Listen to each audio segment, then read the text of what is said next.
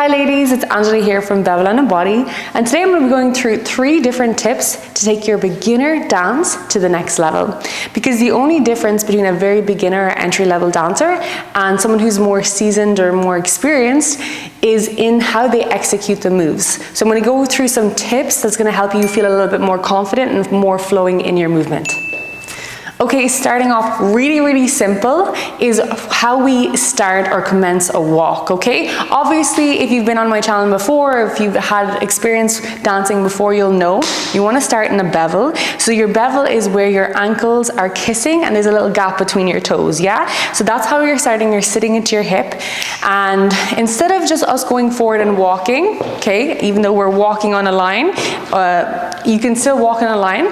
However, it's how we're gonna start. So instead of just walking straight, you can give me like a little drag and then a walk, engaging our upper body and pushing our rib cage forward and really stepping forward. So instead of just going from here to walking, which is cute, we love her, very nice, but we're gonna give ourselves a little drag from the toes. So I'm gonna slightly bend that, and I'm gonna really like utilize my rib cage and my upper body movement. So grabbing it and then stepping forward. So it's almost like I want to slide that foot in to step forward, okay? Let's try that. 5, 6, 7, and 1, 2, 3, 4. The best thing with that move is try it in the mirror, yeah? Try, see what works best for you. Some people might feel it a little bit more in their hips or their shoulders, but play around with it in the mirror and see what works for you. Okay, so the second tip is when we're coming round to do a turn and to look over our shoulder. She's cute, we love her, that's great.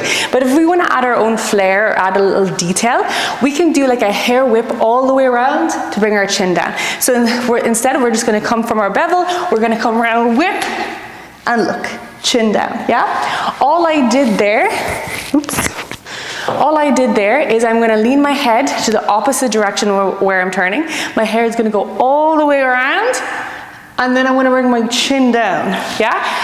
And I need to pinch my shoulder blades back, because if I don't pinch them back, I'm going to fall forward.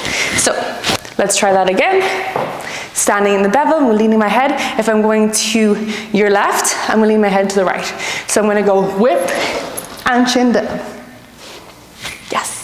And the third move is when we're facing the back and we're going down from a melt, so we're bending one knee, keeping that leg nice and straight. If we're beginners, we might be familiar of just arching our back and coming down all the way here and then coming up, right? But if we want to add a little bit more detail, a little bit more understanding of the mood or move, or even just our own flair, we can ride through that back.